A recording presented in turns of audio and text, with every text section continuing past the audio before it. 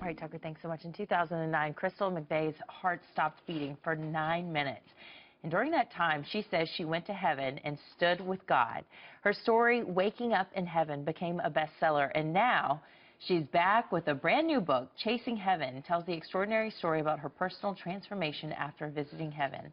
Joining me now is the author herself, Crystal McVeigh. Thank you so much for being with us. Thanks for having me. Happy Easter. Thank you. Well, having this amazing experience going to heaven, you say, how does that resonate with you this morning on such a significant day like Easter? I couldn't have picked a more significant day to come and talk about the love of the God that I met. You know, the whole experience that I had in heaven was centered around the fact that not only does God love us, but He is love. And when I came back, the thing that I struggled with the most was that I wanted to still be with Him, and yet here I was, on earth. But what He showed me was that every time we experience love, we're experiencing Him. And it became a miraculous journey of all of the places that we began to find God and heaven right here on earth. Yeah, the beauty in the earth and the glory in the skies and Yes. all of that. Watch to see Him in the sunset, Right. see His face in the sunset and sunrise. For people who aren't familiar with your initial book, tell us your story. You were in the hospital with pancreatitis being treated, and what happened? I was a mom, a school teacher. I had 4 children. I went in for a routine procedure that went a little bit wrong. I woke up with pancreatitis, and 2 days later, I went into respiratory arrest. And so while they performed CPR for those 9 minutes, I stood, I call it the gates of heaven, but I stood in the presence of God. And it changed me to the core of who I was.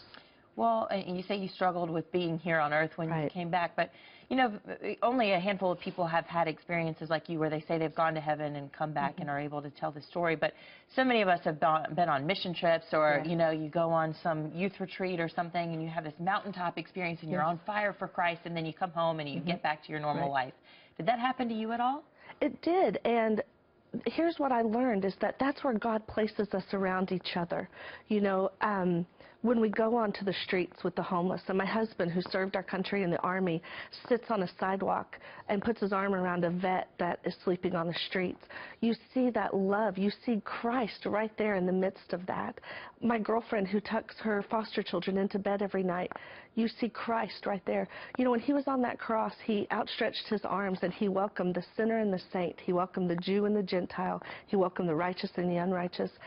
And we have been chasing Him our entire lives.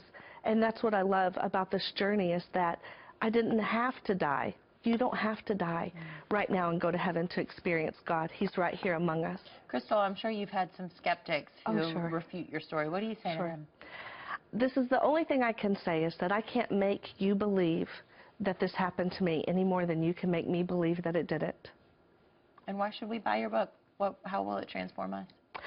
Well, I laugh and say that all proceeds from this book are going to go into strip clubs and under bridges to drug addicts and homeless, and that really is the truth. The beautiful places that God sends us into now are some of the places that I thought were the darkest and dirtiest before, and that is the transformation that happens when we can see the beauty of God in all things here. And you can see the biggest changes, I guess. Crystal McVeigh, thank you so much. And once again, the book is called Chasing Heaven if you want to pick it up. Happy Easter. Thank you. Happy Easter, friends.